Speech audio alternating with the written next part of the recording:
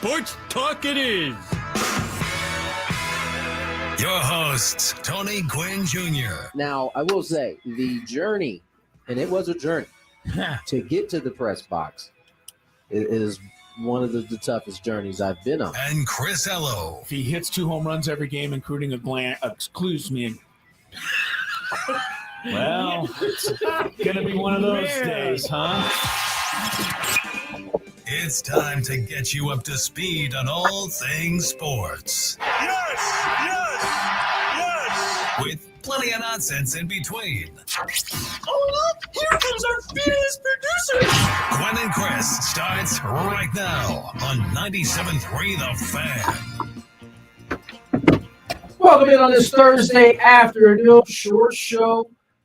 But we got a lot to talk about. I mean, the NBA news is buzzing with all of the betting scandal that's kind of overtaken really sports today. And stories are coming out even more and more. Yeah. Like every 10 minutes, somebody's got a new assertion that something else was happening. No doubt.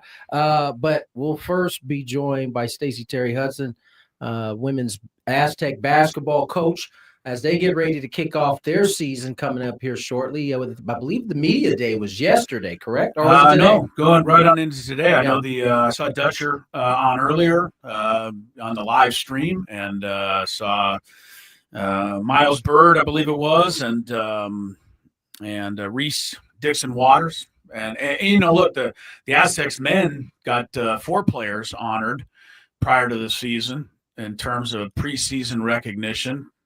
And they were the unanimous pick. Unanimous pick to win the conference. So, I don't think Brian Dutcher's never going to run away from, having a target on his back. And, Stacie's women's team, which won it last year when the men did not, they're picked second this year by the media. And so she's building something really good over there and going to spend a little time with us. But here in a minute. This whole gambling thing's going to be interesting. We'll talk a little bit about it, but I think it caught everybody's attention when the name Chauncey Billups was coupled with the word gambling and then the word arrested. You put those 3, Billups, gambling, arrested. Thanks. Thank you there, Skraby. But that's going to get everybody's attention. The problem is, although Billups was arrested, he was not part of the betting on NBA games gambling side of this. So, he's kind of being thrown under the bus with a bunch of not that he potentially didn't do something wrong, but he was not involved in, whatever the NBA betting is alleged. Here's a piece of the Billups portion of the story. Billups, who was arrested in Oregon, is charged in a separate indictment alleging a wide-ranging scheme to rig underground poker games that were backed by mafia families. Authorities said the defendants are accused of using technology to steal millions from victims in the New York area.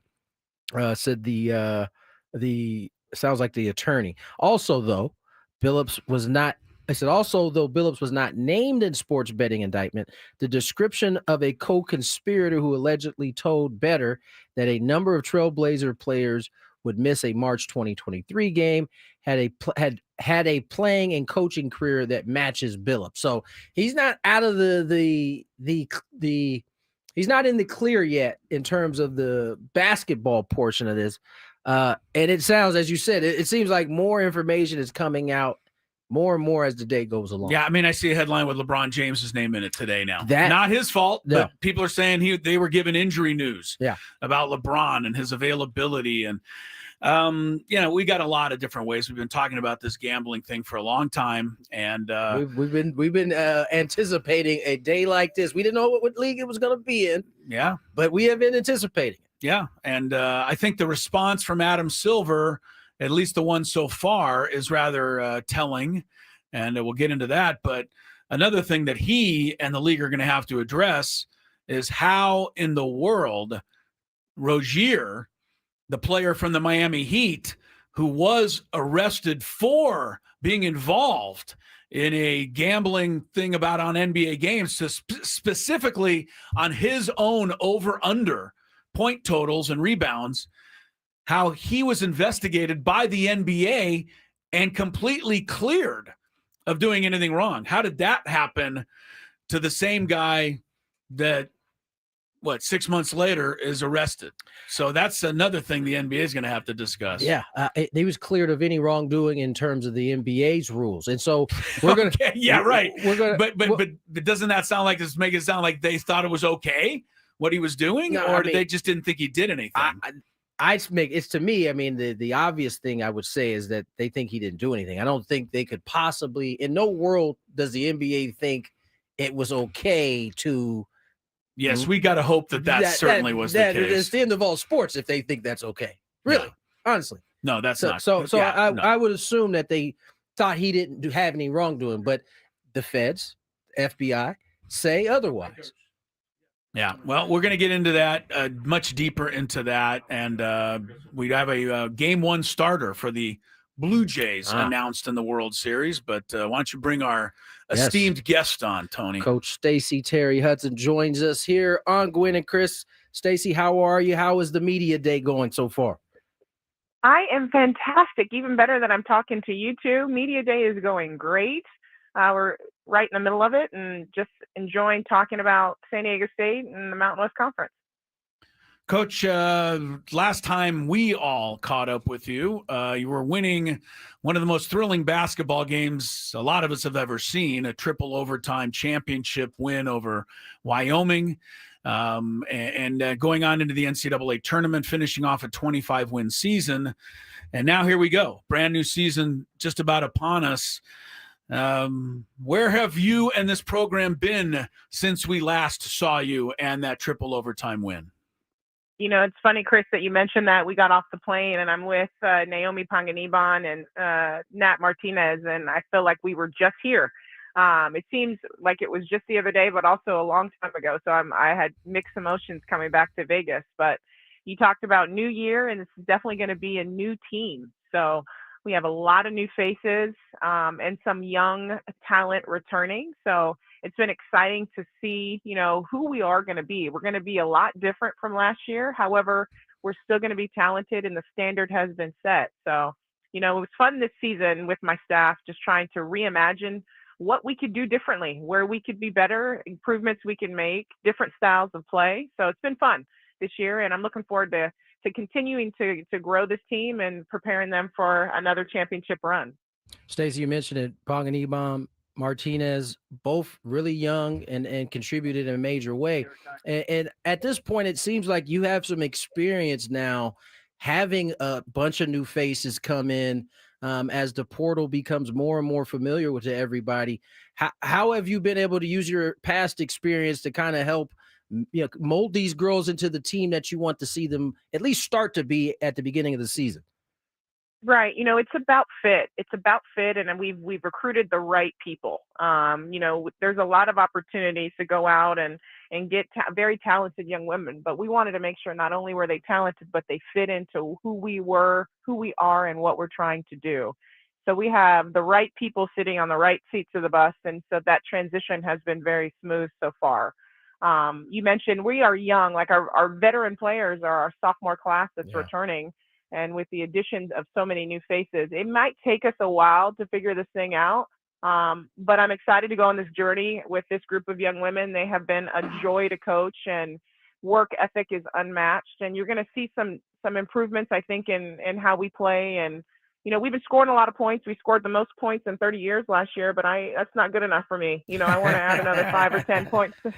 5 or 10 points to that. So, you know, we've been shooting the ball at a high clip. We scrimmaged the other day and had 20 assists, which left me very optimistic about who we can be. So just trying to be consistent with our youth and our newcomers is going to be the goal this season.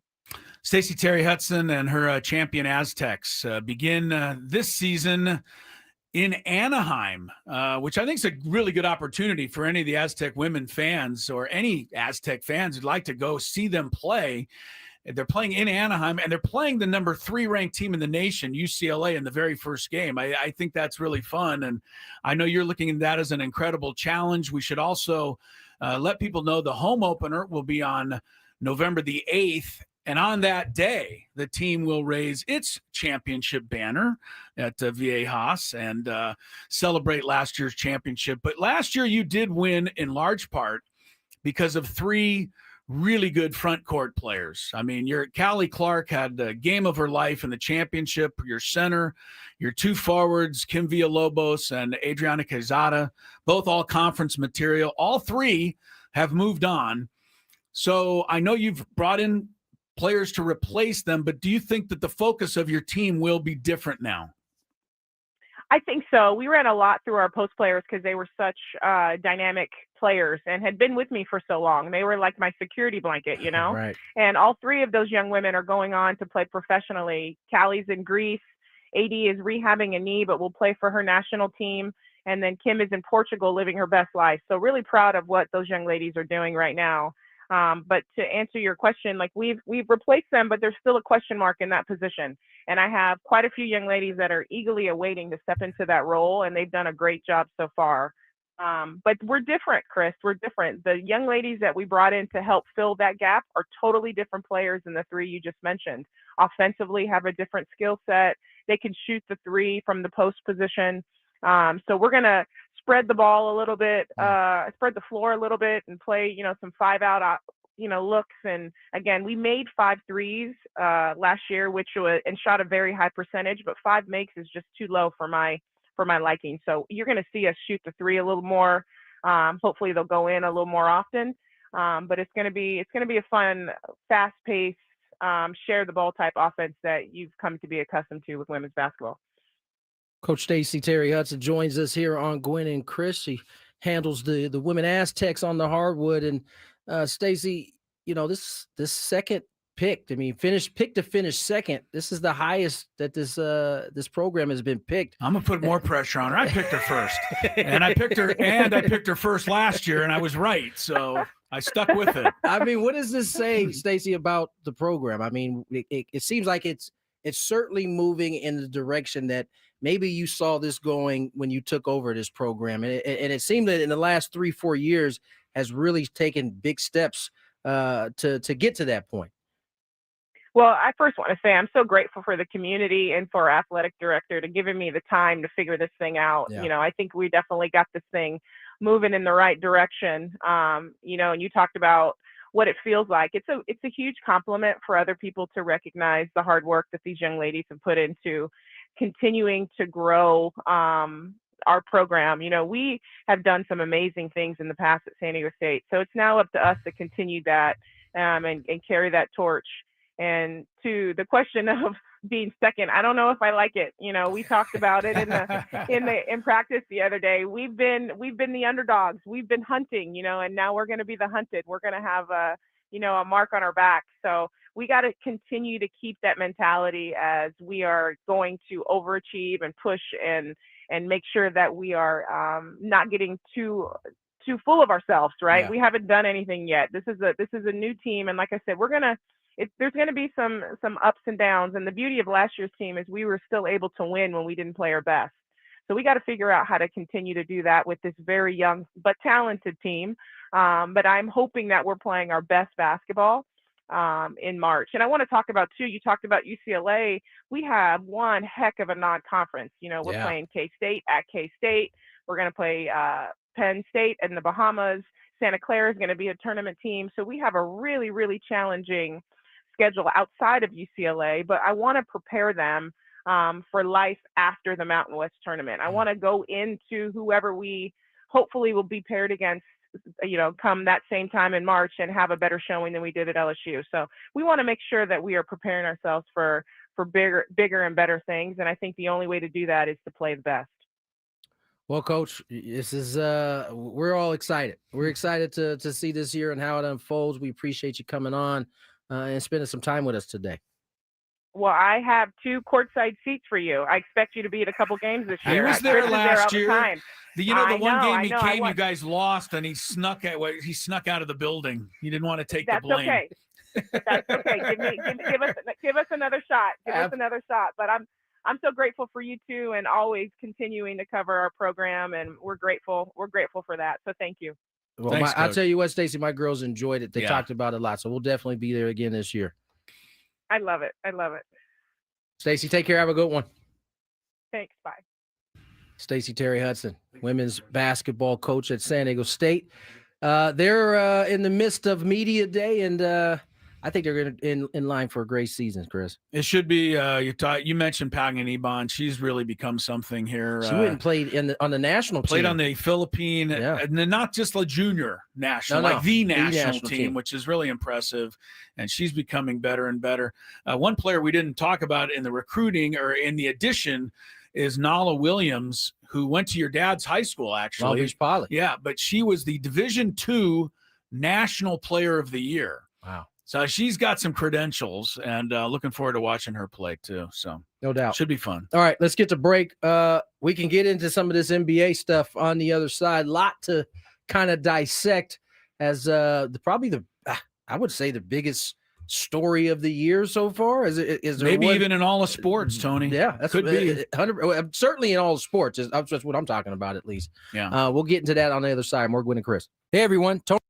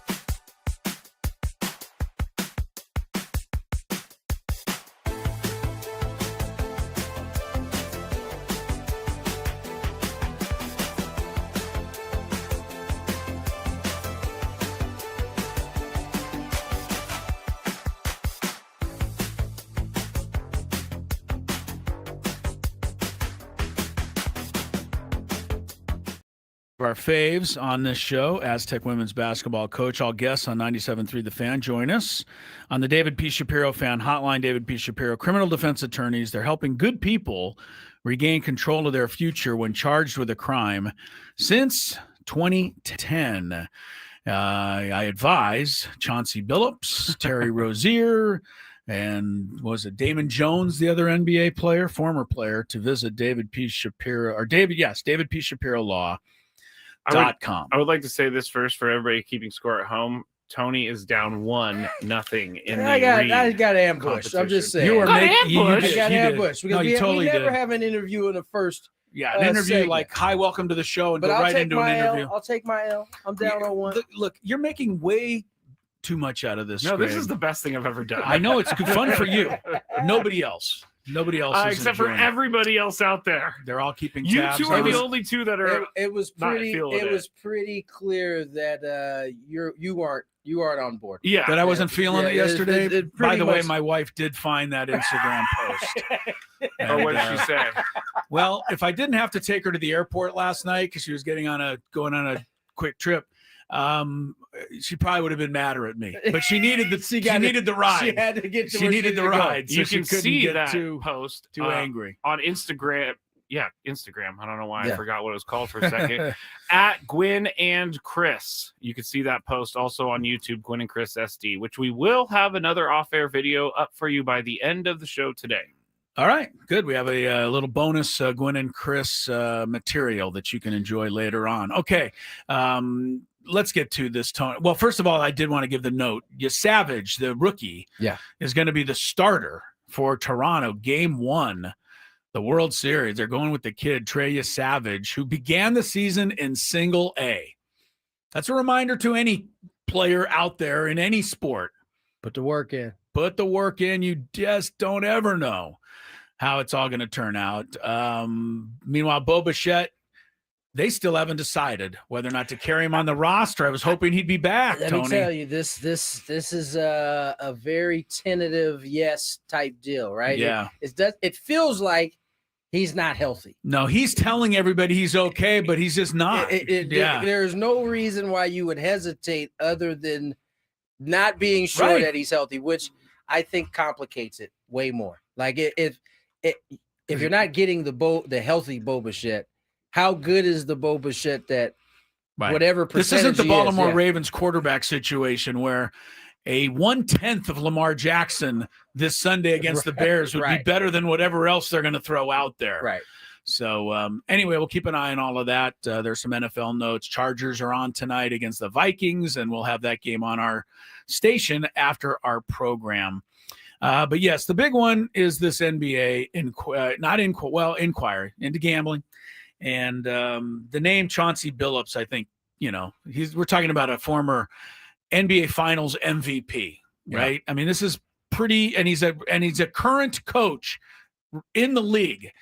It's one thing to have a backup guard like Terry Rozier involved in this, but to have an actual leader of a team and a former MVP named Chauncey Billups, that is really a black eye for the NBA. Now, again, we will repeat that Billups has not been arrested. He has been arrested. That's different than being charged. Yeah. Keep that in mind out there. This isn't like somebody's alleging something with you. This is like somebody says, we got so much on you that we're putting you in handcuffs and taking you in. And, Billups has been arrested in Oregon where he coached last night for the Trailblazers. But he is apparently was involved in, as you said, Tony, kind of an underground illegal poker game. I don't even know what that looks like. Somebody would have to explain to me how that all works. I've never been to one, but I certainly know one? I certainly know they exist, right? Like this is. So what do you have? Everybody at the table is just in someone cahoots? is low. Is the mark? Is the mark? No, not necessarily the mark. No, they're not the mark. No, yeah, they are. Well, in this case, They're a marker. I saw Rounders. In Rounders, Matt Damon said, "If you're not the mark if you don't know who the mark at the table is, it's probably you." Right. There is a mark at the table, I'm sure. Okay. But I think what Skraby is trying to say is someone is fronting this whole deal, Yeah, right? the operation. And so this is not the same as legal betting. This is at someone's estate, wherever they're Their playing poker, basement right? or whatever. Yeah, And bringing so, people in. It's at least that part is different from what Terry Rozier. Yeah, no, Rozier is being actually accused of. Rozier, who is a backup player for the Heat, is flat out, straight up accused of a game last year where a ton of money came in on him to go under his points plus rebounds plus assists. Let me read this little total. excerpt. Go ahead, It Tony, says Rozier, who was arrested Thursday morning at a hotel in Orlando, Florida, is accused of participating in an illegal sports betting scheme using insider NBA information. As part of the scheme, gamblers use non-public information to bet on at least 7 NBA games between March 2023 and March 2024, involving the Hornets, Magic, Blazers, Lakers, Raptors, according to the indictment. In 3 of the 7 games, players intentionally removed themselves from contests to benefit the gamblers' bet, according to the indictment. Right. So a bunch of guys bet on the under. That player, they because it was so much bet in such a short time on the under that they flag that. They look at that. They're like, there's something strange about that. And then when the player they bet on to go under removes themselves from the game so that they will go under the totals, that's where this all starts and stems from. Did you guys see there's the a video? defendants had access to private information known by NBA players or NBA coaches that would likely affect the outcome of the games or players' performances, and provided that information to other co-conspirators in exchange for either a flat fee or a share of betting profits, according to the indictment. Now, according to an interesting character, otherwise known as, I believe, the FBI. What is Patel?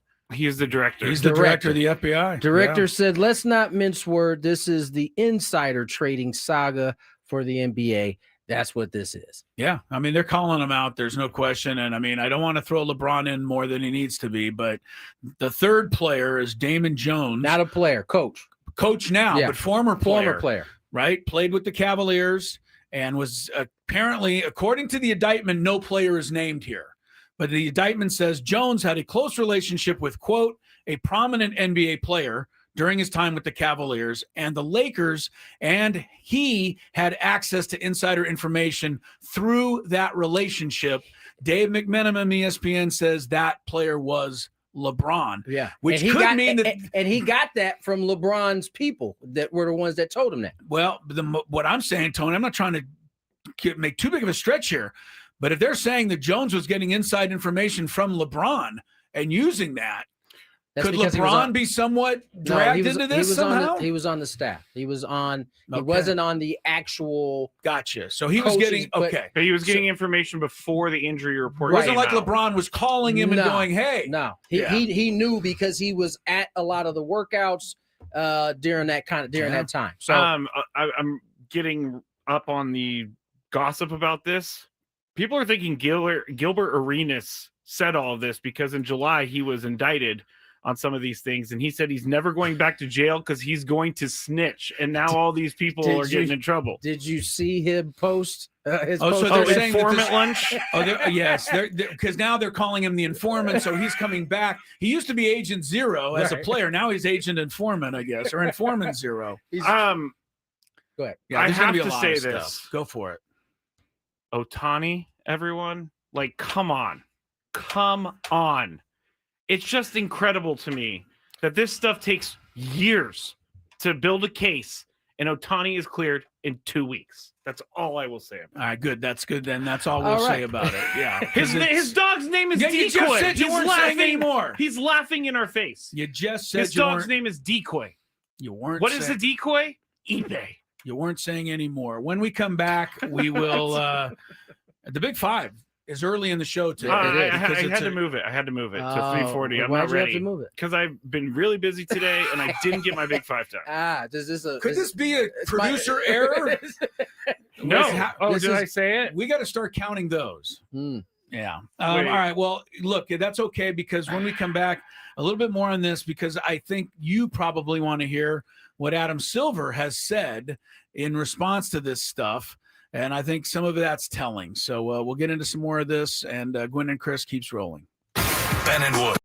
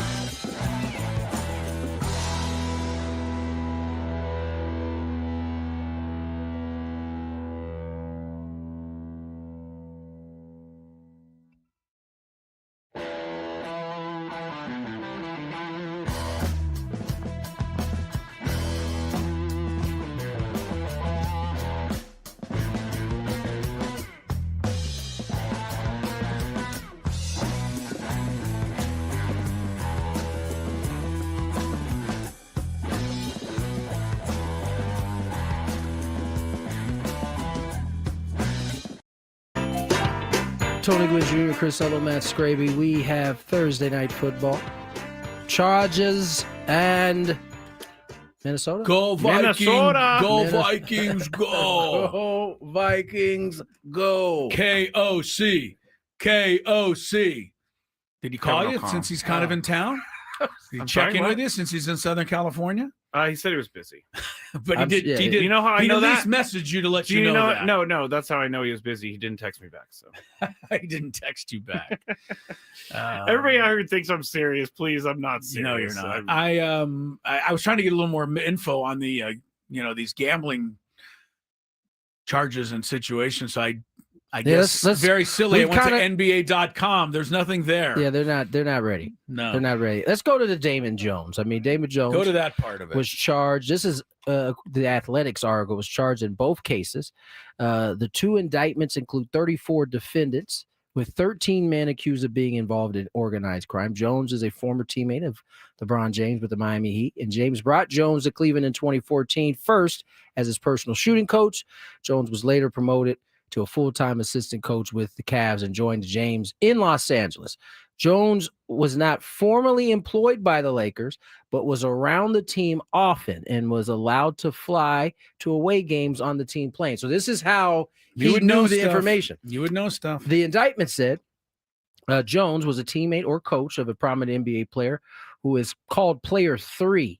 It is said that Jones used his relationship with that player and the team to gain information that he then sold to professional gamblers. Jones, according to prosecutors, found out on the morning of February 9th, 2023, that Player 3 would not play in the Lakers game. This is kind of how everybody kind of put together That who it's Player 3 LeBron. was, right? Yeah.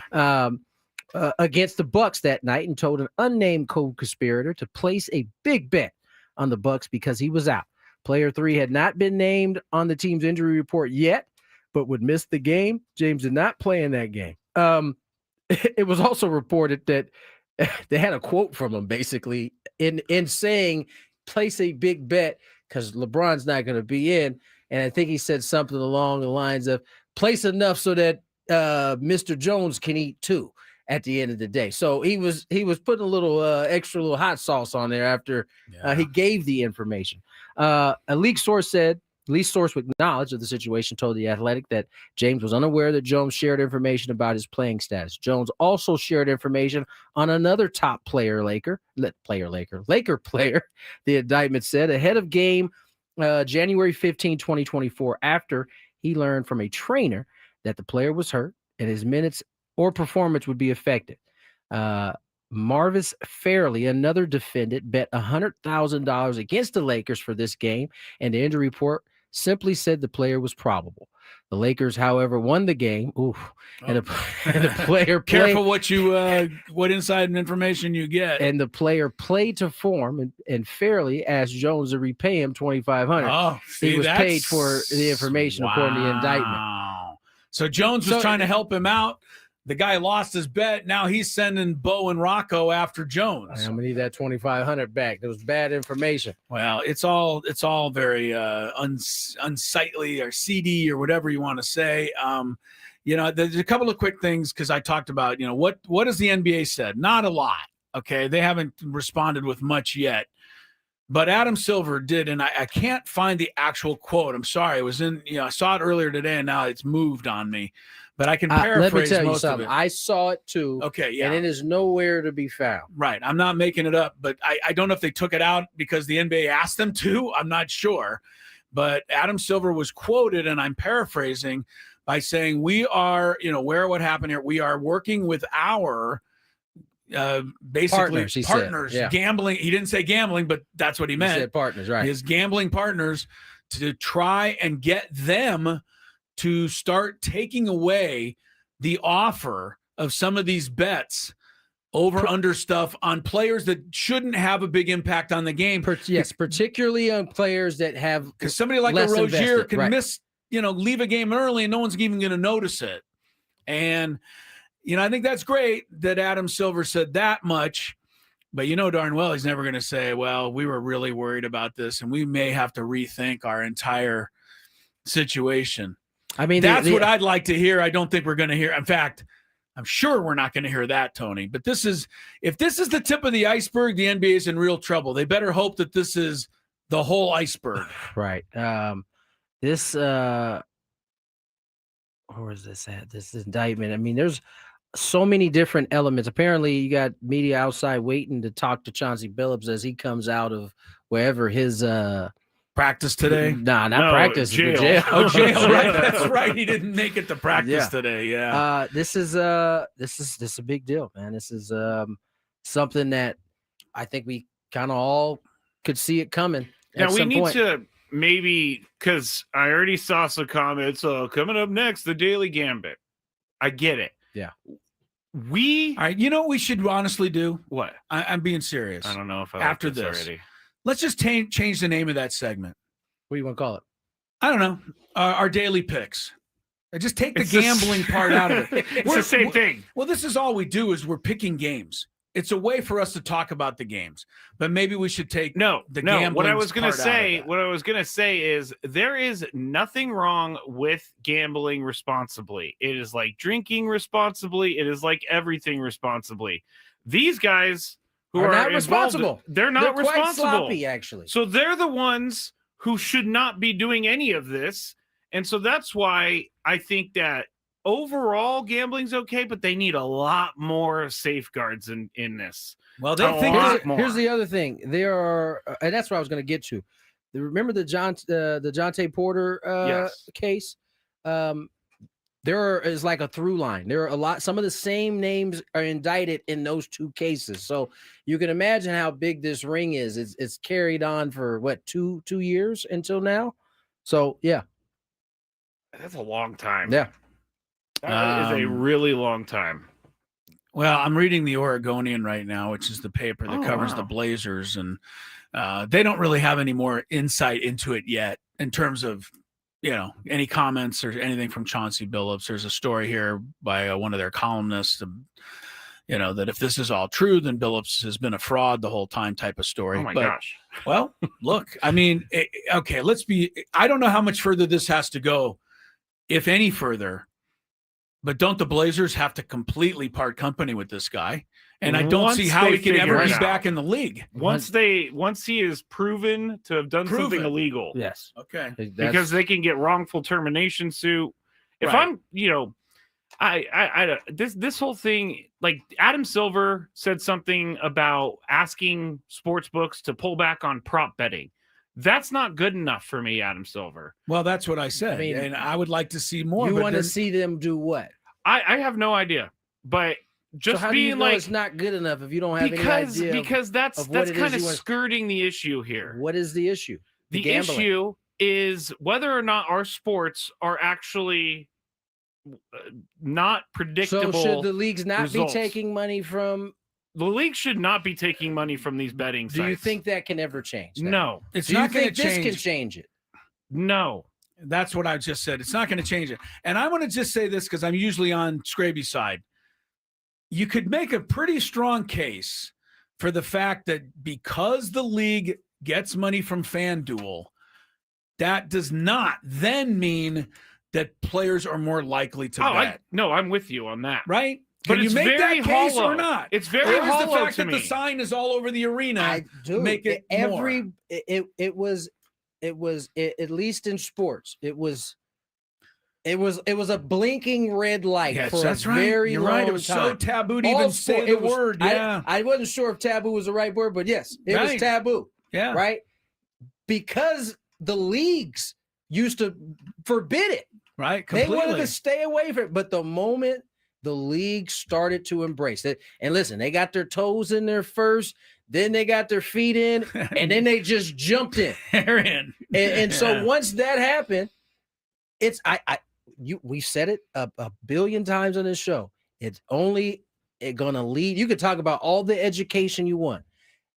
Believe it or not, there are a lot of athletes that have like regular friends that aren't other athletes, and they're gambling. Yeah. And they're talking about it.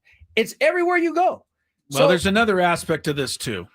My point is, once the leagues put their arms around jumped in, this was inevitable. It becomes a little more okay. And there's another aspect to this. which has been going on behind the scenes for longer than we know. And I played many a card game on many a bus and plane flight. Let me tell you. I don't even want to ask how much money Michael Jordan and Scottie Pippen and Ron Harper and those guys had in the pot when they were flying on the Bulls private plane playing card games. We know Jordan's the most competitive person on earth, and I'm sure not the only team doing it. Yeah. So listen, these guys are competitive based to begin with. This is part of what drives them to be athletes. Right. And listen, those particular type of card games where they're legal, you could do it. That is amongst your. It's not being bankrolled by. Yeah, Sam Giancana. You don't know that name, but that's the name of a real mobster. Sam Giancana, yeah, it's a real mobster. So. So I mean, this was inevitable, and it was just little slithers, and it was a matter of what sport it was going to be in first. We saw it in the NFL. Well, we saw some baseball stuff. We this saw year some with baseball stuff, and those we guys. saw about seven guys that went off season during the NFL as that started to roll in. And who now was it? Ridley was the first NFL player. Jameson Williams was one of them. There was quite a few, right? Just kind of scraping the surface, but as it becomes more normalized, you're going to get more boldness, and that's what it seems like we have here in the NBA. I think you should. The NBA really needs to do this. You get caught in any sort of gambling, lifetime ban, no questions asked. I think that's going to happen to these guys. I mean, the Jonte Porter thing, he's lifetime ban. Yeah, these guys will be lifetime banned. Okay. There's no way Chauncey Billups is ever back in the league if he's found guilty of any of this. Well, Kirk Kenny texted me and asked me odds on if there's odds out there on Chauncey Billups being fired, and I looked it up. There are odds on Chauncey Billups. So there's more gambling. Fired. Yeah, so very there's good, plus Kirk. 200 odds on Chauncey Billups. That's crazy. Which Kirk also sent us a text earlier when they're talking about this whole thing on ESPN, and then they have an ESPN bet logo. Can we play that down? Can we play that? I'll get it going for later. It was very interesting listening to, what was it? Was that Mike Greenberg? Mike Greenberg was talking about the ills of gambling and don't do it.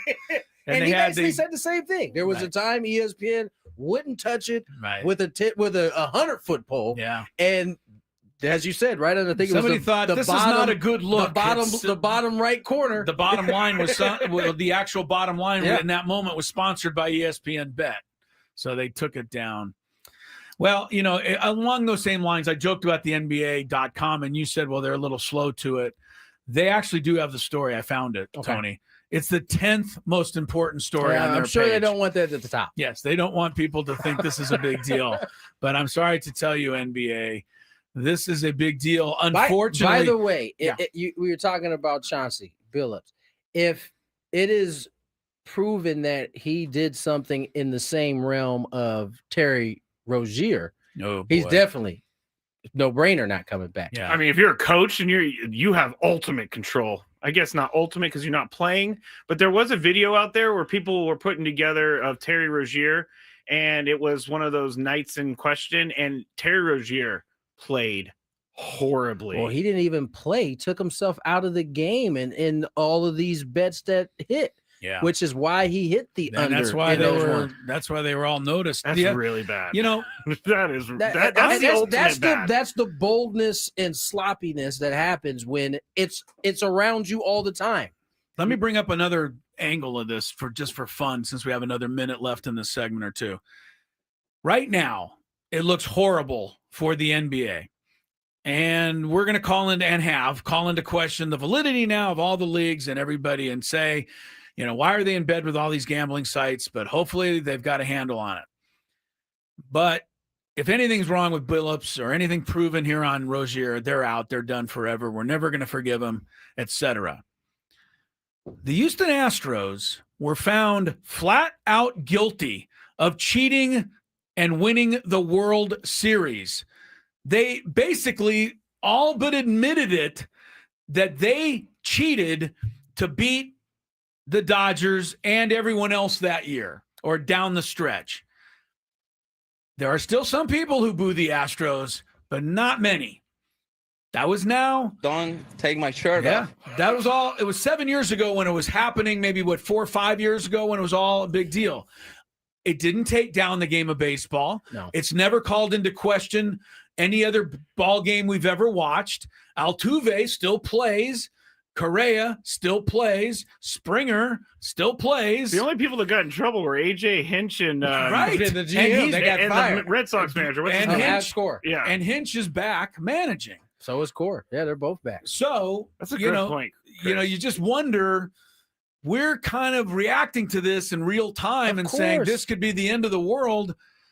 Maybe we'll be 4 or 5 years down the road and nothing will happen out of it. Listen, I would imagine that there's going to be a big fallout from this. Yeah. That fallout is probably going to tighten up rules as a player.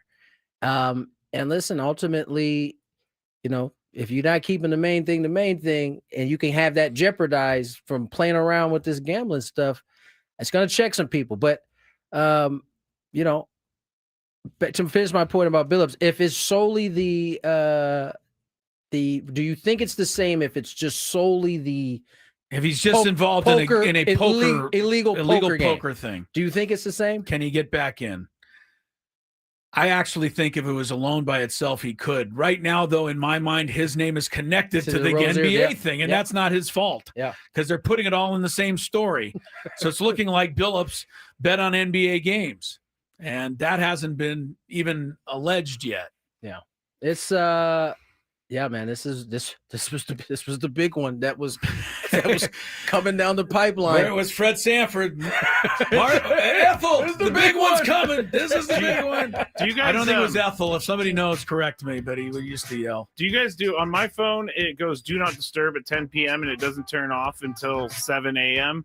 This morning when it turned off, all I saw was Chauncey Billups arrested like 400 times on my push notifications.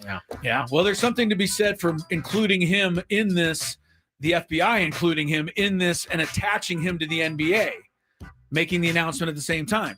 It brings a lot more attention to this. If Kash Patel stands up and goes, Terry Rozier, a backup guard for the Miami Heat, has been arrested in an NBA gambling ring, people go, okay. But if you put Billups' name in there, much bigger. Yeah. 3 o'clock hour. What? The Gambit. Next. Oh, we're so hypocrisy. We're filled with hypocrisy. Gwynn and Chris.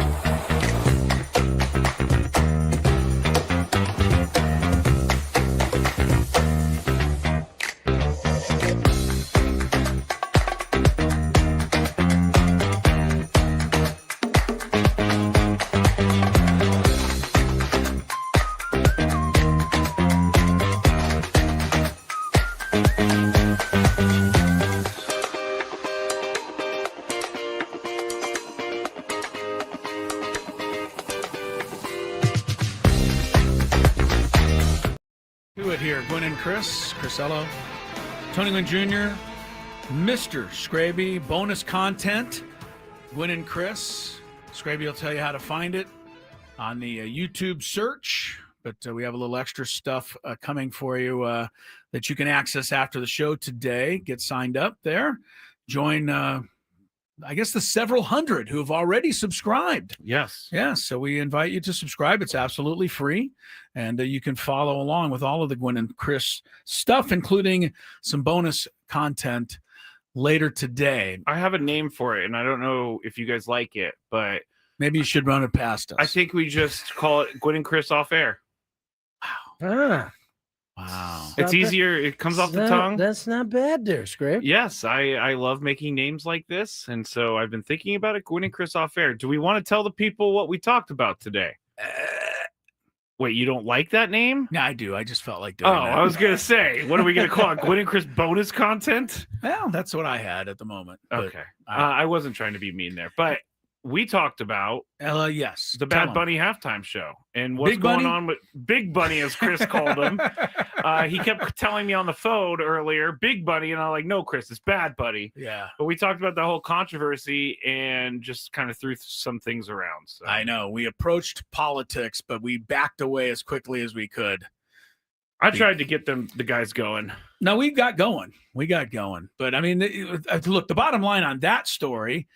And you can even talk about this story, because I've heard some people try to bring politics into this gambling story because Kash Patel is involved, and it's just getting tiresome, honestly, to me. I wish we could just do sports, but yeah, it's tough sometimes. We can't do it. Back to the name. I think Ben and Woods have already a Ben and Woods off air, so we can't name it. Way to go! We can't name it Gwynn and Chris off air. Is that where you stole it?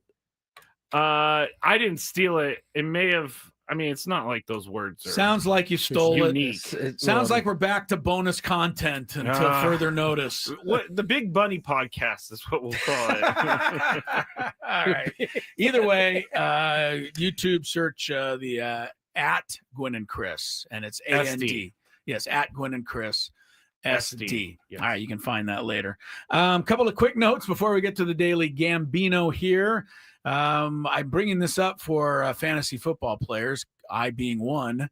The Vikings have activated running back Aaron Jones for the game tonight against the Chargers. They are saying that Jordan Mason will still start, but if you're like me and you have a chance, I took Jordan Mason out of my lineup because I think he's going to have his game cut in half at least by Aaron Jones. Something to keep in mind if you are a fantasy player and have that coming up. We got the Vikings-Chargers game for you here on the radio station after our show. All right, let's do some picks, Greg. Do you like money? I think about money a lot. Do you like money without doing anything? Winning. Do you want to make money while watching sports? I think Washington is immortal luck. Washington! Woohoo! If you answered yes, this is your segment. Just don't blame us when you lose. Nothing is ever your fault. It's your game. Take it. Gwynn and Chris go through the top bets of the day in The Daily Gambit on 97.3 The Fan. Daily Gambit is our daily sports betting segment here on Gwynn and Chris. This is the important part, everyone. Please gamble responsibly. That's what we say at the beginning of every Daily Gambit segment. And we definitely gamble responsibly because all we do is make our picks. We don't bet gamble money on any of this stuff. I sometimes do parlays, but you know what? When I do lose, and I yell at you every time. You do, but when I do lose, I don't do another one for about a month or so because I'm feeling so bad because you've used up your allotment. Yes, my $10 that I have for the set month. aside each month. Yes. The biggest fan contest returns on Monday, November 3rd. Our grand prize is a night in the Odyssey Suite with 20 tickets for you and your friends to watch a future Padres game with the whole fan staff.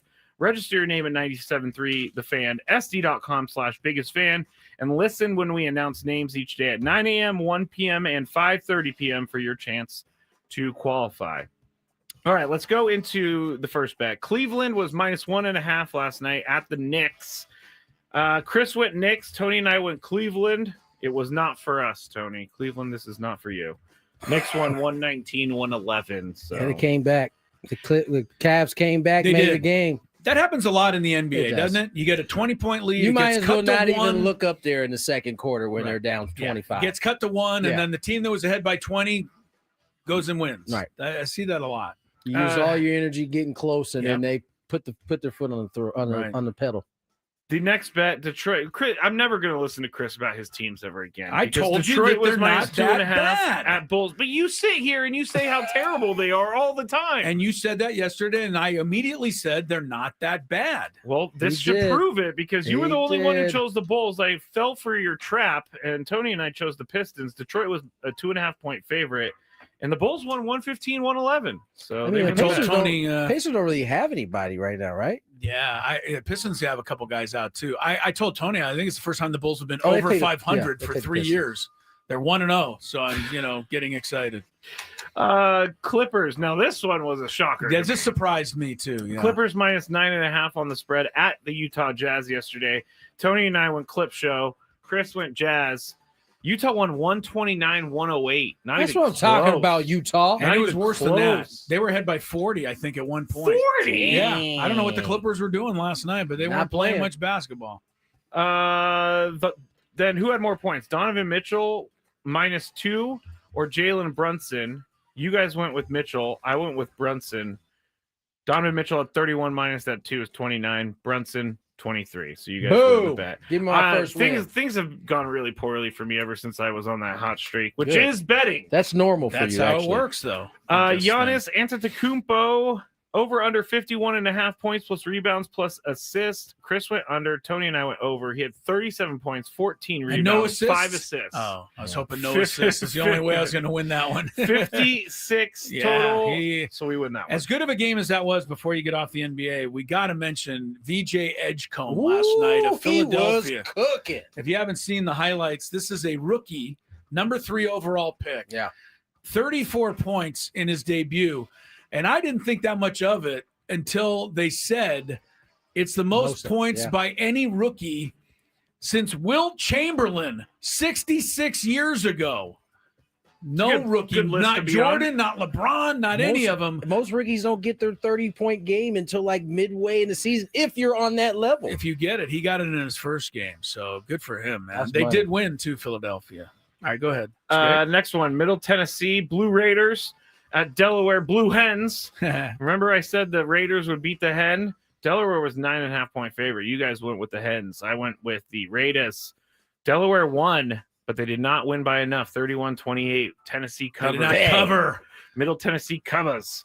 Portland. Oh, yeah, by the way, SDFC is going to be playing the Portland Timbers this weekend in the Tony playoffs. steered I me did. wrong on this I one. sure did. I'm sorry. Yeah, it was a You Portland. would have watched Portland play too, though, the other day. Well, I You'd know, have felt the right? same way. Yeah. You guys went Real Salt Lake because it was a play. It was a game to get to the next round, and Yeah. Portland won 3-1. I was the only one who said Portland. Yeah. Well, Portland will be coming here Sunday evening for the first playoff match in SDFC history. 6:30 at Snapdragon Stadium. All right, let's see what we have in store tonight. I think a lot of this will focus on the NFL game, rather, that we have coming up between the Chargers and the Vikings. Chargers are a 3.5-point favorite. Skraby, your friend, is the coach of the Vikings. You pick first. 3.5. I mean, You have faith in is your Joe coach Alt tonight? playing in? Let me see. I heard varying reports on Joe Alt. It doesn't tell me quick enough, so because they are really not Chargers? good right now because they don't have all their guys. I'm gonna go with. It's only a 10-minute segment, Scrapes. Yikes! Vikings. Attaboy. I'm going to go Chargers here. I don't feel great, but I don't love Carson Wentz. And I don't either. I have a really bad – I don't know if this matters at all, Tony. You're an athlete. You could, pro athlete. Tell me this. The Vikings, last time they came to this stadium was the playoff against the Rams last year. And they played one of the worst games I've ever seen a team play.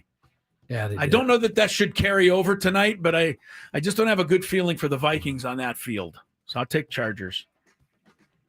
Tony. Go Chargers, go. Go Chargers. All right, 44.5 points.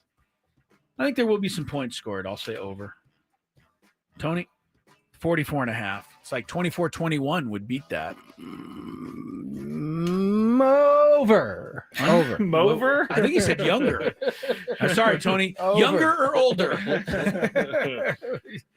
I don't know what you said after all that. Over. Okay. Scrape? I'm going to do under.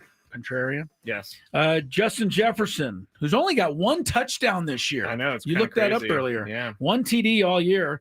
Minus 25 yards versus the Chargers, Lad McConkey. Tony. McCankey. Jefferson minus 25 yards or McConkey? Lad. Jefferson. About to go ham today. He needs Go to. ham. I don't know what that means, but it sounds kind of interesting. and Go fun. ham. Even I know what that means. It means go crazy. All right. Basically. Scrape, go ham and make your pick. Okay. Justin Jefferson is getting it done. I just had to confirm, so I'm going to go with him. We're all going with Jefferson there. Carson Wentz. Oh. Does he throw an interception? Yes. Oh, yes or no? absolutely. Scraby, yes. Yes, always. Tony, yes. Yes. I'm only saying this because the over-under's a half. So over. you're saying, yeah, yes. Yeah, I got to go yes, too. All right, NBA. Finals rematch tonight. OKC at Indy. Unfortunately, Indy is hardly Indy anymore. OKC's favored by 7.5. Yeah, the Thunder didn't play great the other night. I don't know if Williams is in, though. He's a big player for them, Jalen Williams. They're still better than the Pacers. I'll take them. You're taking OKC also? Yes, sir. Scrabe, you want the points? No. No. I'll go with OKC. All right, Golden State's playing Denver, but we're not going to pick that one. What we are going to pick is SGA -3 or Jokic in the Denver game. It's not my turn, I know. Well, you just went, so it's all right. Scraby, Jokic +3 or SGA? I mean, SGA scored a lot of points the other day, but Jokic always scores a lot of points. +3. I'm going to go Jokic, I'll go contrarian. SGA. And we got to get our Sun Beltation game in Yes. college football tonight. South Alabama at Georgia State. This is Sun Belt action. This is one of the worst games you could have. Oh, great. Both teams are 1-6 and 0-3 in the conference. But somehow South Alabama on the road is favored by 6.5 points. Yeah, Scraby. Oh, gosh. You going to take the road team and give a touchdown? Yes. I'm not. Two bad teams. The final score might be 6-0. Tony? So I'm taking Georgia State. Give me Georgia State. Georgia State, he says. All right, we'll see how we do. Have some fun with those games tonight.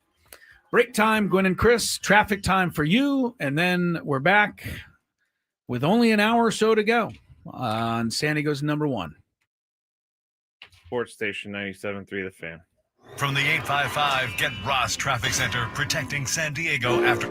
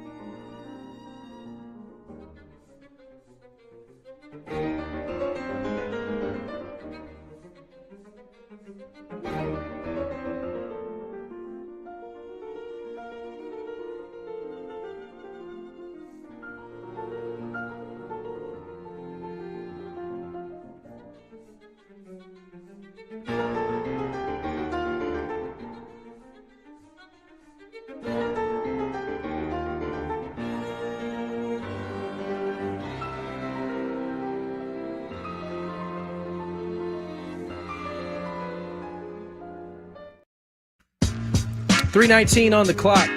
Tony Gwynn Jr., Chris Ello, Matt Skraby. Just to remind you guys, all guests on 97.3 The Fan, join us on the David P. Shapiro Fan Hotline. David P. Shapiro, criminal defense attorneys, helping good people regain control of their future when charged with a crime since 2010. Visit davidpshapirolaw.com. By the way, I have one last thing because it's weighing on me here. Because the people are right that it seems a little bit of a conflict that we keep doing a daily gambit on days we're talking about the gambling. However, those of you who are being critical, make sure you take a quick glance at yourself. If you play any fantasy sports, baseball, basketball, online, with friends, anywhere, you're gambling. So I'll listen to you. If you can be a totally never bet on a game and play fantasy sports, I think that leaves most everybody out. What if that fantasy league doesn't have any money behind it? Yeah. Still gambling. All right. Well, this doesn't have any It's money. not gambling. This doesn't have any money behind it.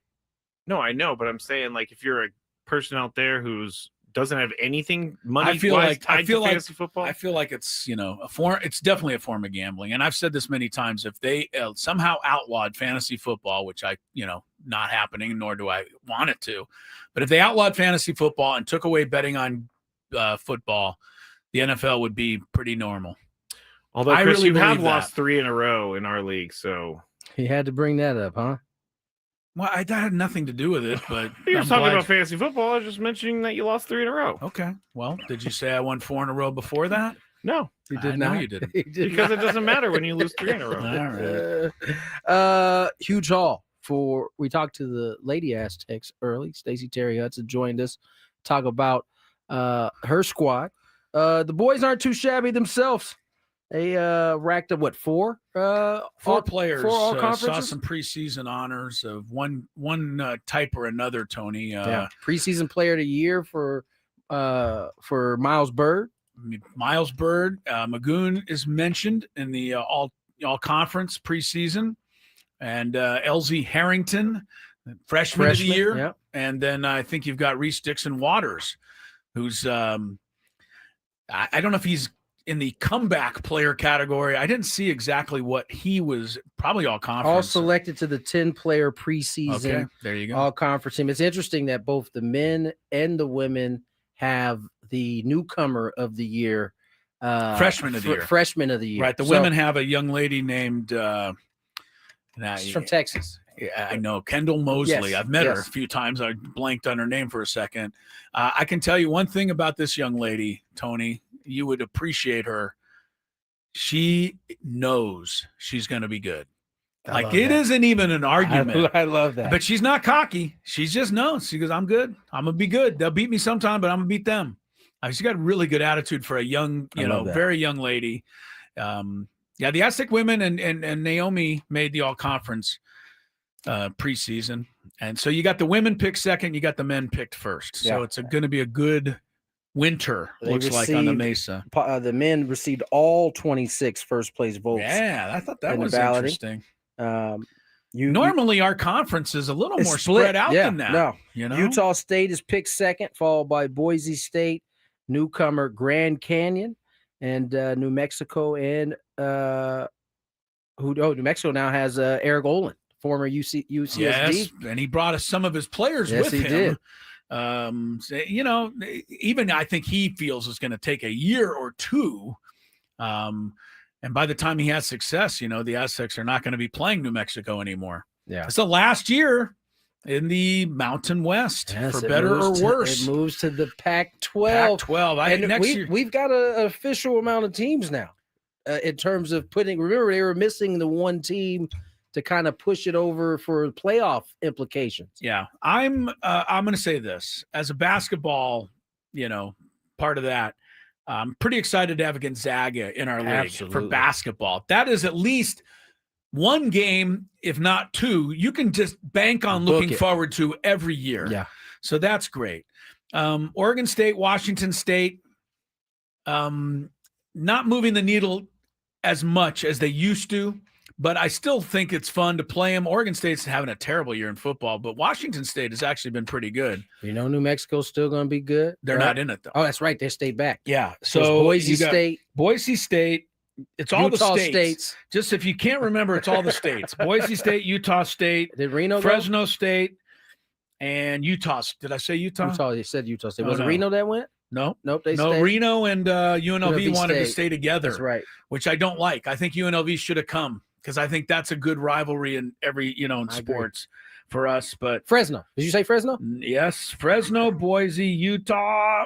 There's one more state. Goodness. Colorado State. Those are the 4 states. Then the Rams. Yeah, your guys. And then the newest member of all of it is Texas State. More states. And then you got Oregon State and Washington State and San Diego State. So all 8 plus Gonzaga's in the basketball. Right. They need to become Gonzaga State. I'll tell you, it'd be a huge thing if the football team could somehow make the playoff this year and give the Pac-12 a team in the tournament this year. That would be lovely. I mean, no pressure against – look, guys, football guys, I mean, we had both coaches on, and they've been great. Sean Lewis's staff, really rooting for these guys now that I've had a chance to get to know them. But I'm not trying to put the pressure of saying, you got to get to the playoff because that is so hard to do. But it would be something. Talk about a springboard into your new conference. Right. And Skraby and Mr. Doom and Gloom over here is like, do you really want to make the playoff? I mean, you're going to go play like at Oregon and I'm like, yes. Get to that level in college football would be incredible. Well, the money that they would receive, you got to crawl great. before you walk. I get it, but we saw how bad did we feel after the Aztecs got boat raced? Not bad enough to not want to go. Yeah. Would you rather not made the tournament last year? Yeah. You got to be in the tournament. That's just it. The only thing I think is great is that they get money for it, so that would be beneficial to the program. It's so much more. But getting beat 75-0 is not a good marketing technique. First of all, you're assuming they're going to lose 75-0 to Oregon. Order in here.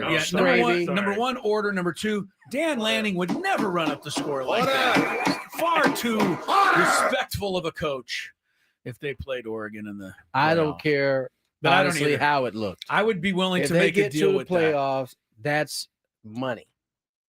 Okay. Now we are speaking of the we are forecasting way out.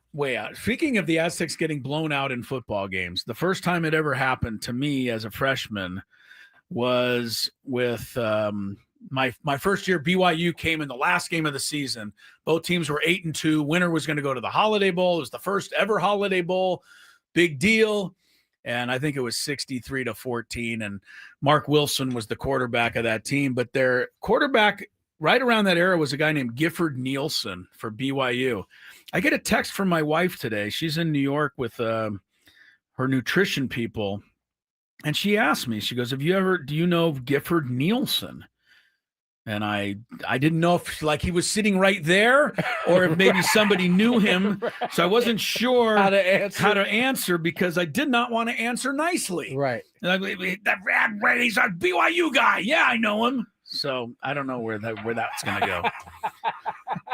Don't want her knowing anybody from BYU. Right. Yeah. Move. Get away. Gosh, there was something you said that triggered something I wanted to talk about, but now I can't remember. All right. Let's just get to break. What do we got on the other side? A little Big Five? Big Five. Yeah. And we got, what was I going to start out with? We're going to go, you know what? We're going to talk about CMC a little bit. Christian McCaffrey. We're using the Big Five for your 49er takes? I think it goes to all of athletes. So I want to ask you a question about that. All right. More Gwynn and Chris. Big Five up next.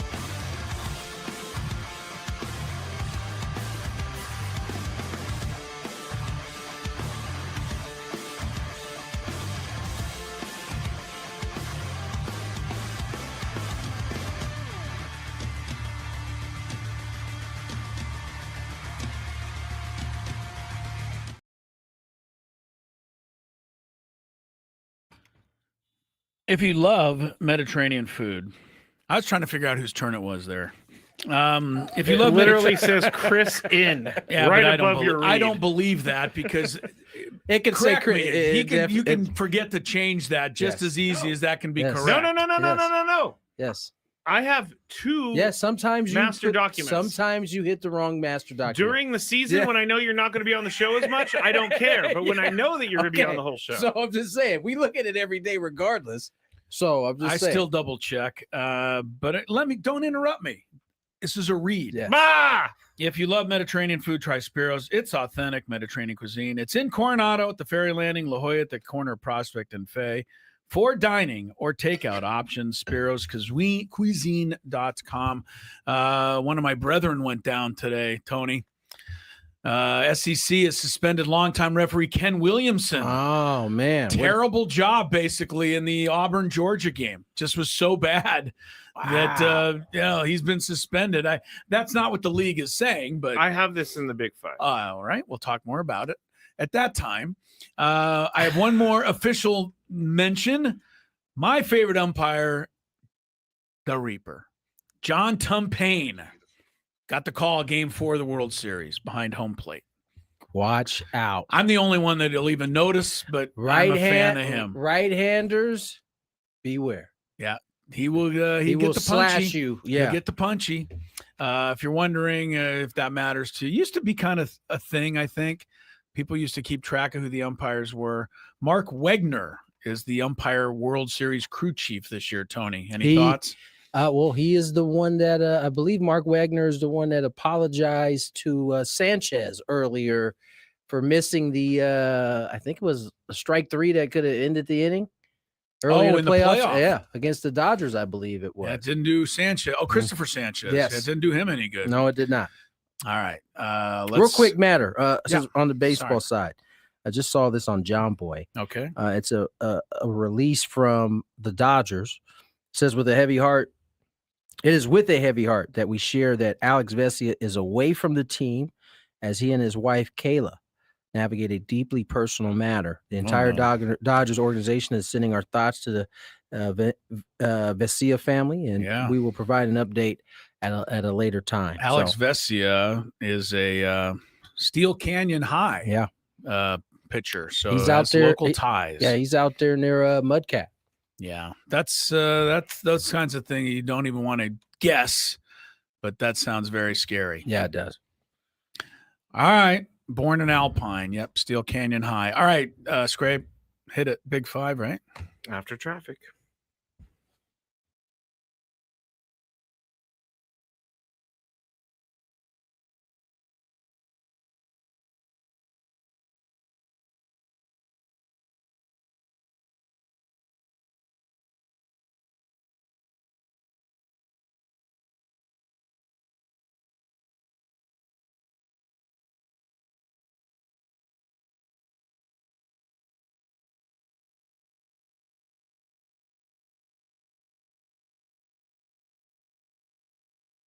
And collision on the Fletcher Parkway on-ramp to westbound 8.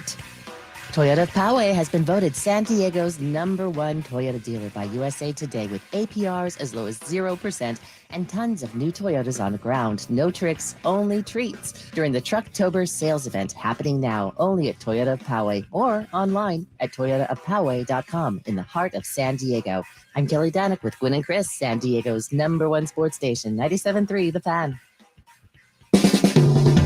It's that time of the show when we check on the latest in sports. Only the most important topics and questions are brought to light. Stop what you're doing and listen. These news stories will astound and amaze you. The one, the only. Oh my God, who the hell cares? The Big Five starts now on 97.3 The Fan. All right, the Big Five is brought to you by your local Kia dealers. Visit kia.com to discover movement that inspires. Now, the big news of the day, number 5, is the sports betting scandal that has hit the NBA. My question is simple because I see LeBron on, I think it's DraftKings ads all the time with Kevin Hart, but we see athletes all the time doing commercials for these sports betting companies. Tony, after today's news revelation, do you think players should be banned from sports betting commercials? I don't know what banning the players. To have LeBron sitting there talking about sports betting and then have his name mentioned, even if he's not guilty. But it's legal. Sports betting is legal. It is. It's legal, but it's not legal for him to... how am I going to put this? Yeah, I'm wondering too. It's legal, but he's also involved in how sports betting works. Yes, okay. Thank God brain worked there for a second. He had to work through it a little bit. I got you. I still don't... the toothpaste is out at this point. You know, you can't put it back in the tube. When, let's say, FanDuel or DraftKings signs on with whatever league. Yep. They're in part with the partnership with the league. They want to use their best faces to promote what it is they're doing. So if I'm FanDuel or DraftKings or whoever, I'm like, yo, I need the best players or the most recognizable players or the most popular players to be promoting what we just paid you $1 billion for. No one cares about Haesung Kim doing those ads. Right. I mean, my man Sangoon is a great player for the Rockets. He's not going to be doing those commercials. No. It's going to be your bit. And so that is why we are having the conversation of should sports be dealing with betting at all? But here's the other thing. I don't know if you guys have noticed, been a lot less conversations about owners wanting to get rid of teams or leagues not having enough money. Why do you think that is? We're not having those same conversations Pockets anymore. are lined. Yes. In part due because of the large amounts of money they're getting on the gambling side. It's certainly making business go a lot smoother. So, I mean, the trade-off is you might have, if you're not careful and you don't come down extremely hard, I don't know how much harder you can come down than being kicked out of the league forever, ban, right? man. I think that's it. you run the risk of worst case scenario of losing it all because people don't believe it's real. And so I think we're starting to head to some people thinking that. Well, listen, if you don't get in front of it and start coming up with something, I'm not sitting there saying I got the answers, but you got to do something or this could get out of hand and we not have any more sports that people are willing to watch like they are right now. Chris, what do you think? Should athletes be in sports betting ads? Well, absolutely not. But everything Tony just said. I mean, they're not going to give up the leagues. They're not going to give up the money, the revenue. So once you've already climbed into bed, never mind. That was a bad analogy. Once you open the refrigerator, you may as well reach in and grab something to eat. All right. How's that? All right. It's I a like little that. better, I hope. Once you hop into bed, the refrigerator's right there. Just roll over, pull it open. Get you something to eat. Get under the covers. That's what I think you wanted to say. Grab a little food. All right. Number 4. Let's see. All right. Some people say Christian McCaffrey is slowing down. He's averaging he's averaging a yard less in his career per touch, I believe. But he doesn't care about that. Quote, the talk doesn't make me upset. I could get it. I mean, I'm equally frustrated. I don't want to have whatever the yards per carry are. I want to be able to score every time I touch it. Trust me, whenever things don't go well, nobody's more frustrated than me. I might not always show it, but I'm my biggest critic and slow to compliment myself. End quote. Chris, this part of the quote, I'm my biggest critic and slow to compliment myself. Is this actually a good quality for an athlete to have? Yeah. As long as you keep it under control. Yeah, as long as you don't let it spiral. I think that I think Tony's mentioned this before. Being scared to fail is a wonderful motivator, especially when you're performing in front of as many people as all these athletes do. You have to believe in yourself, but I think you have to be hard on yourself. Not everybody, maybe. Some players probably have it so. I mean, I'll leave Soto out, but there's so many players that are so incredibly gifted that I don't even know that they think along any of these lines. They just let their incredible skill and talent do the job for them. But I think you should be hard on yourself. I think it starts there. But I do know athletes, Tony knows them, that don't do a good job of turning the page. And for those athletes, there are some sports psychologists who help them learn to do that. Baseball, a sport of failure. How do you? I know he is. So he'll get a shot here. But yeah, I know there's a couple of players on the women's team that Stacie's trying to work with in terms of just, miss a shot, move on, work on your defense on the next possession. But some people, easier said than done. So there is that part of it.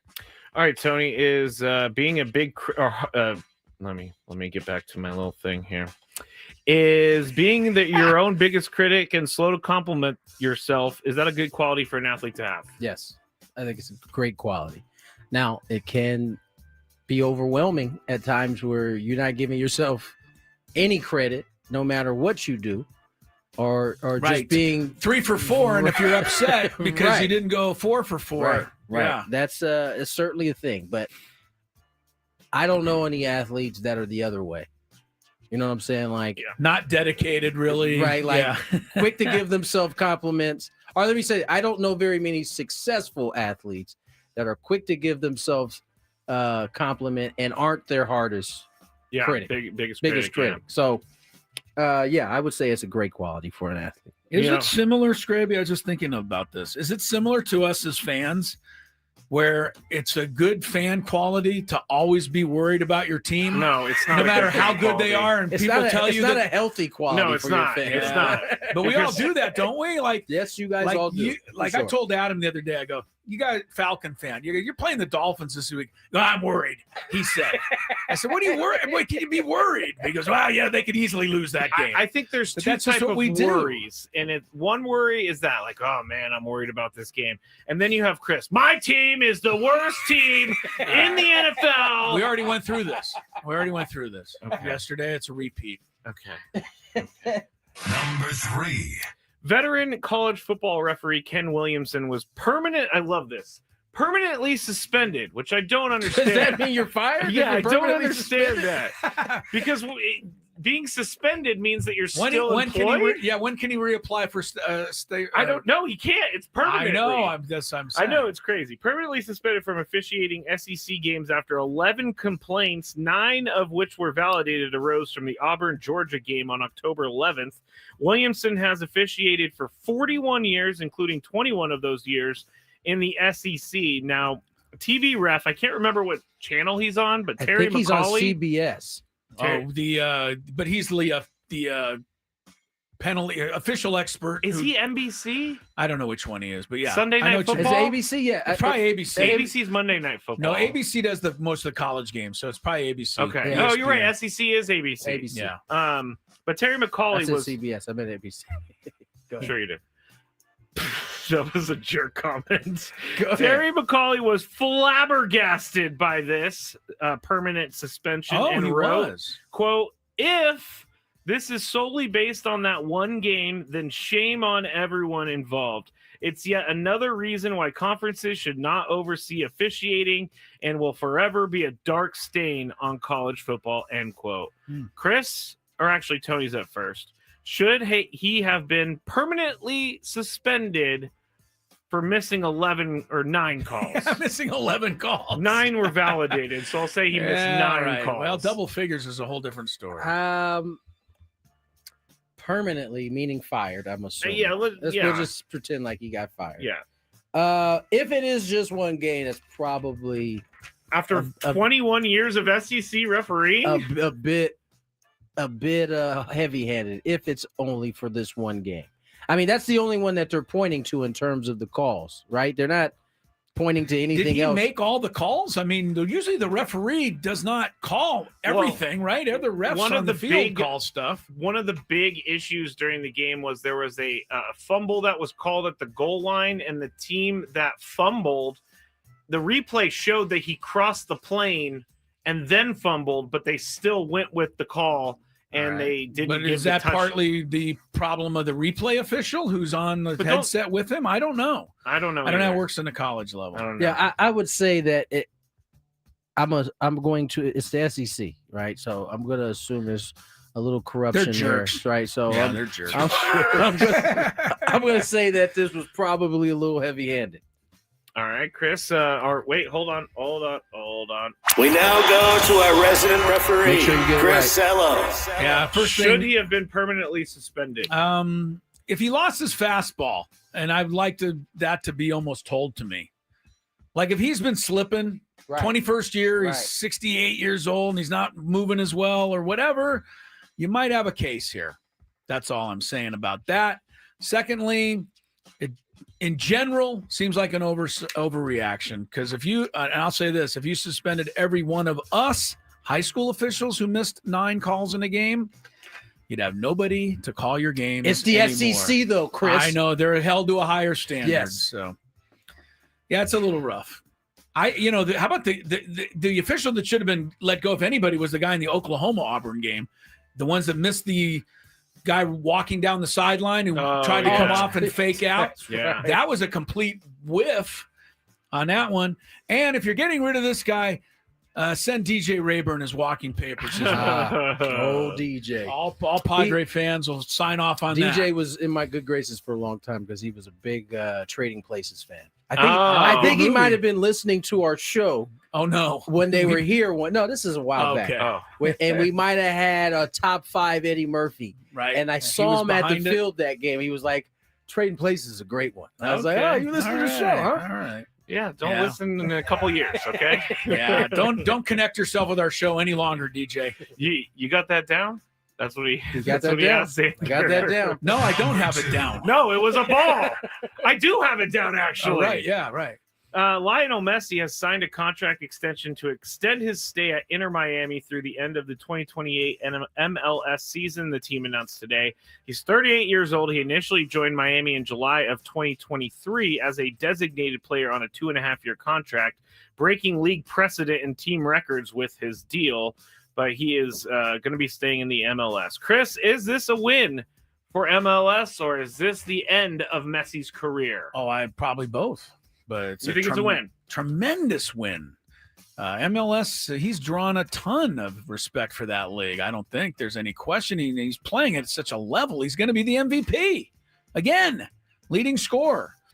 This guy can do things that no other soccer player can do.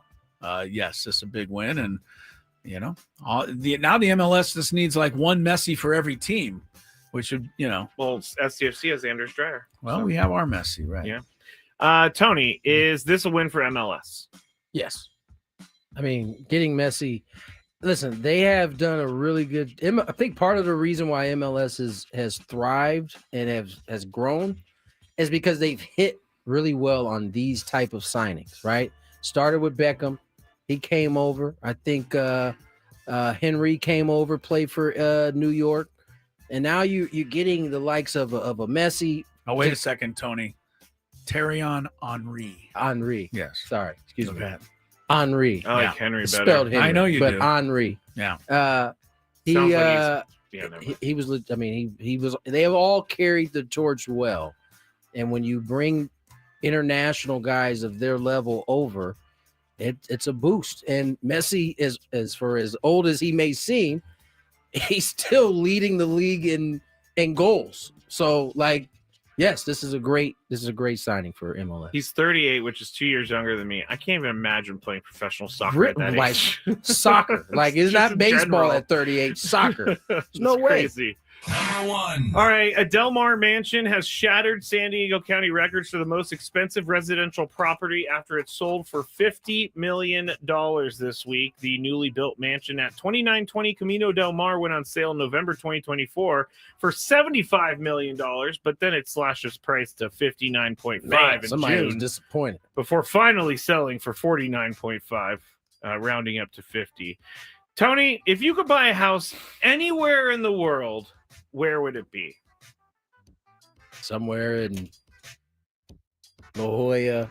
La Jolla. You're not going far. No, heck no. Okay. I'm not leaving this place. I'm gonna be somewhere down there near the water. You're gonna be Ron Fowler's neighbor. Somewhere down that area. Chris? I assume that this means I stay in San Diego and I can just buy another one. Anywhere in the world. So I can buy another one. Do I have to leave San Diego? I want a second home, and I want it in. Why are you overthinking this question? Because I don't want to move to. All right, I don't want to move. The other side. I don't want to move to the Isle of The Capri. Chiefs will continue Okay, their other side. march back to the Super Bowl.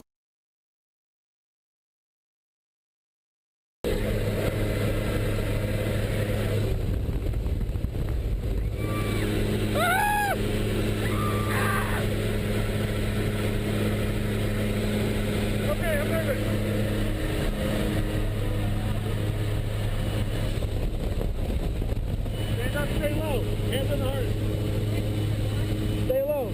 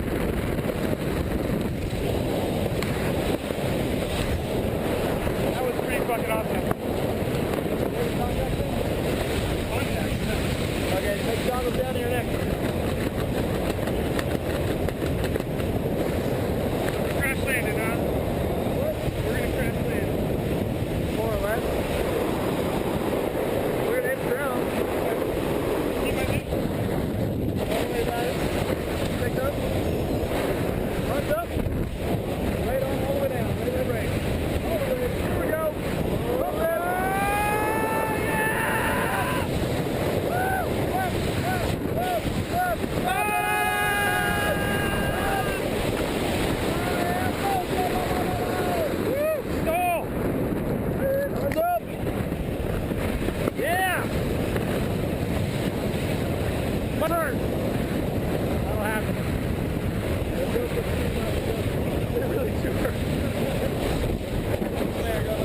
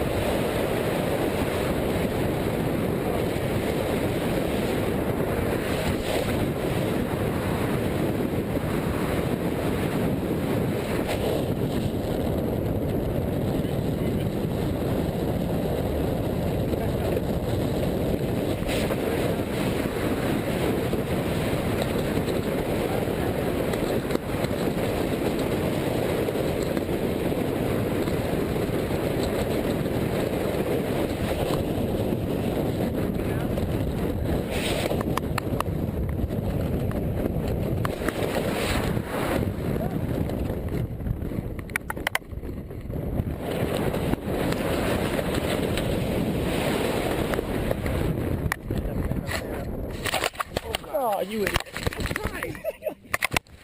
Typical tandem student right there. I tried. I wrecked your good job, buddy. Fun, huh? You need help with anything?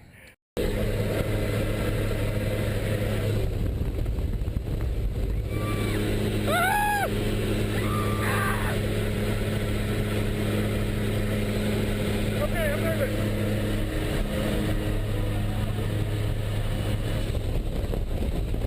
Stand up, stay low. Hands on the heart. Stay low.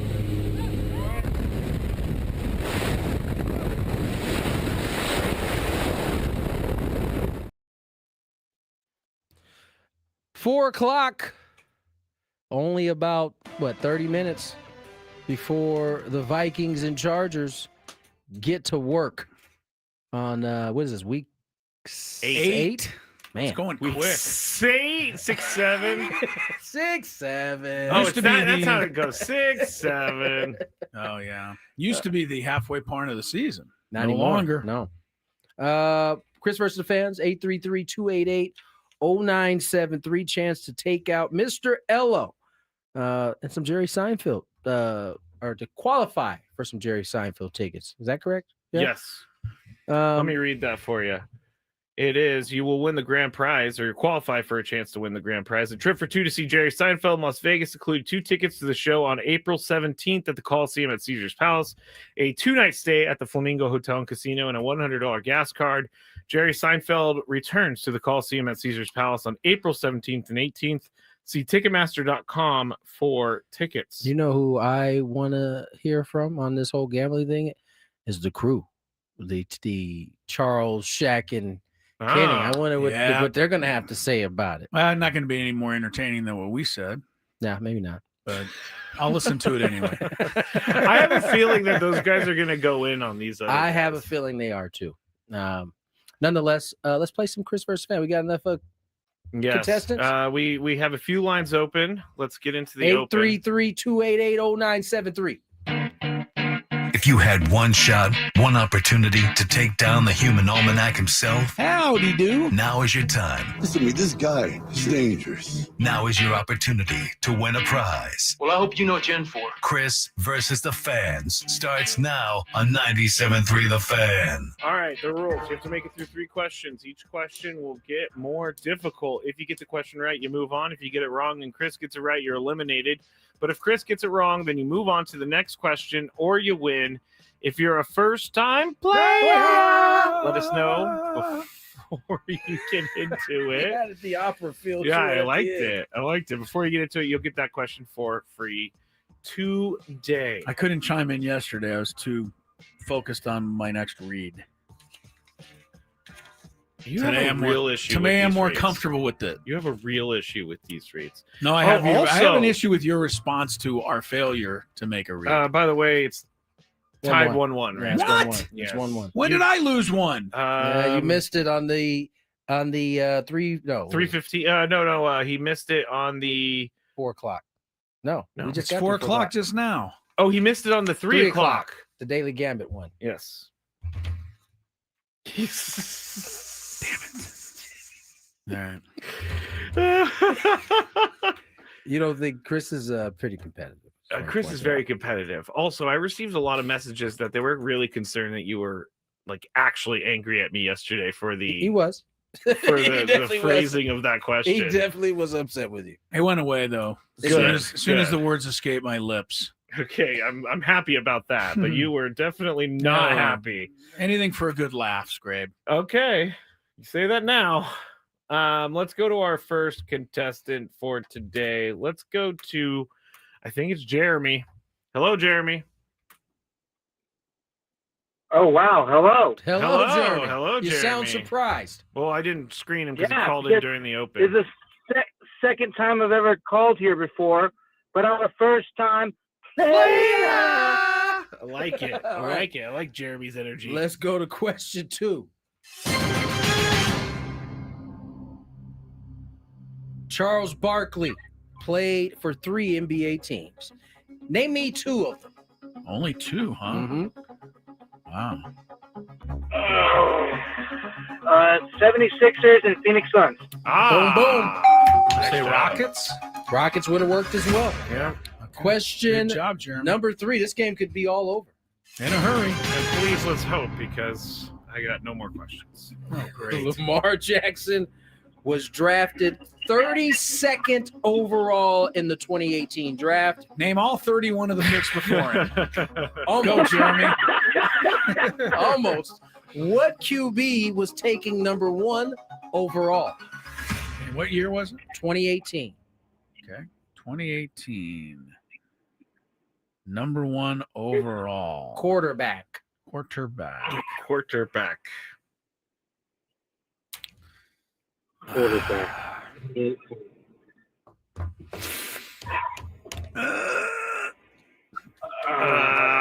right. I'm sorry. Stay there, Jeremy. You might win. He might. I think this was the one Zach Wilson was second.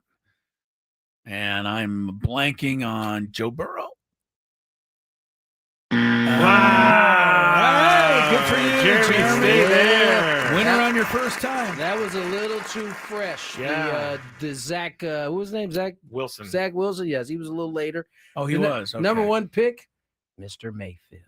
Baker. Mayfield. You know how I know I'll never forget that draft is because you guys put me in skates at Sonic during that draft. Was that the day? Yeah, that was. You almost busted your... Yeah, I looked Well, like they were a size deer 3 on ice. skates, and your foot's like a 10. Yeah, no, my foot's a 13. Yeah, that didn't go too well. And there's video still on the 97.3 Facebook page from like 2018, but I will never forget that day because of that.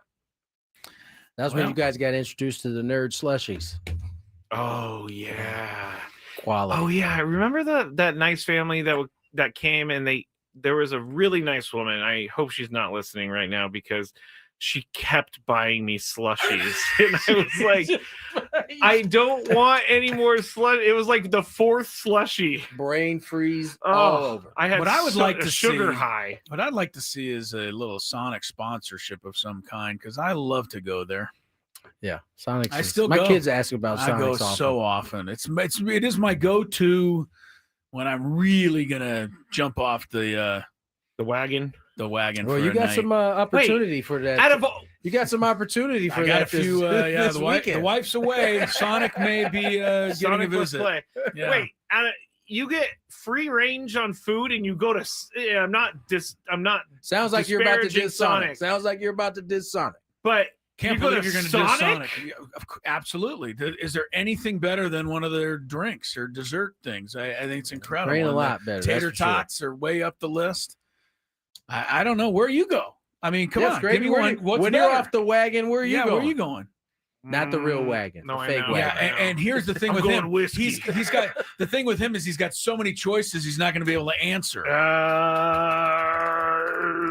I would go if I'm really doing a cheat day. I'm going taco shop. Yeah, that's really where you can't go wrong. Yeah, Chris, I thought you were gonna say rolled taco. Roberto's? Any of the? I don't think Roberto's is a cheat day. I think that just counts as a normal day. I love Roberto's a lot. Before I got on my quote unquote health kick here, Mexican food was like pretty much a daily. When you said the taco shop, were you just saying any taco shop or the taco shop? So there's a place in Encinitas called the taco shop. Yeah. Oh, and no, the line is down the block every time I've ever walked by it. Incredible. No, I don't really have one in mind. Oh, there's one in I got one. Encinitas. You live up there, so Where is it? it's right on the main drag there. Oh, it's Filiberto's. No. No, that's his spot, right? I'm pretty sure it's either the taco shop or the taco stand. I can picture it, and it's just it's a fancier taco place. I wouldn't say too fancy, but it's more of a restaurant. You can go in and Skraby sit down. clearly doesn't know what you're talking about. I've He's just throwing stuff out. All there. I would tell you is if you're in Encinitas and you want Mexican food, you don't even need to know the name. Just drive up and down and look for the place with a really long line in front. That's your place. It's really They good. used to have a place on, I don't know, I don't think they still have it in Encinitas 101, but it was That's another Angelo's. thing San Diego dominates LA in. By the way. We dominate every city. That's another thing we dominate. Don't we dominate every city? Tony, food. when's the last time you went to any other city and they go, hey, let me take you for some Mexican food? And you're like, no. I'm good. Yeah, I'm good. it's not going to be good. I can't, falling in love with Mexican food in San Diego and then, getting drafted and being able to go to all these places, you just kind of assume but when it's you're not young, there. when you haven't been out. I've been to places where they think Taco Bell is the bomb for Mexican food. And as good as Taco Bell might be, it's not. There's not a comparison. It's disrespectful, actually, to put that in the It is in the disrespectful. I still like it's fine to like Taco Bell. I'm not saying you can't like Taco Bell. I'm just saying we should not be putting it in the same. Someone made a suggestion for a place you could go when you're off the wagon. Yeah, give it to me. I like off the wagon spots. I don't think Chris is gonna like this at all, but I love this place, Wiener Schnitzel. Oh, don't get me started on Wiener Schnitzel. It's That so is a good. throwback. Wiener There's one close by. Wiener Schnitzel's good. I think Sonic makes a good hot dog as well. If you're going that route. Are you getting paid by Sonic right now or something? I would. He's trying. I'm sorry. But you're going to Sonic for a hot dog? I mean, you said I didn't say that's my go-to go-to at Sonic, but I said I get a hot dog there sometimes, and it's good. But the schnitz, I haven't had schnitz in a all I'm long saying. time. The chili cheese fries used to be on point. Wiener Schnitzel? Yeah. I will say this. I also have a kind of a connection with my godson and daughter both. When they visit, Sonic is high on their list. So it's kind of one of those little connection things. I got you. We like to go, and they like to go. All right, let's get to break. They don't have Sonic where they live. They do, but we just kind of like to do it as a. I can get behind that as a group. Stop hating, thing. man. I don't know why I'm so bothered I by don't know why Chris's you are Sonic. either. I want Chris to go get like You're $50 bothered a worth of lot. Chinese food and just eat it all. I can do that too. I've done it. I told you the story about when on the road when I would order the Chinese and they'd bring 2 plates to my room. And I'd go, I don't know who's eating with me. I guarantee you this guy is going to be on a mission after this show because he's going to be free reign to go any of these places at this Chris is just going to wake up with Sonic wrappers all over his body. like Your a head's off the couch. Beast whale. Kylie will be licking guacamole off of a piece of paper. Absolutely. All right, let's get to break. When we return, we got some pick 'em. Still trying to close the gap here on Mr. Ello, more Gwynn and Chris. Here's some traffic. From the 8-5.